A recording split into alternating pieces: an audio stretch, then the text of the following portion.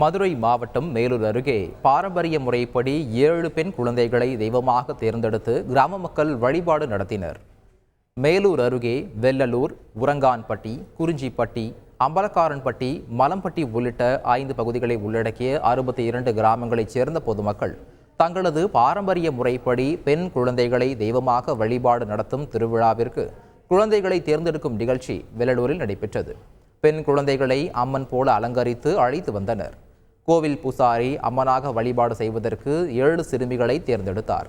அம்மனாக தேர்வு செய்யப்பட்ட 7 சிறுமிகள் 15 நாட்களும் ஒவ்வொரு கிராமமாக சென்று பொதுமக்களுக்கு ஆசி வழங்குவார்கள்.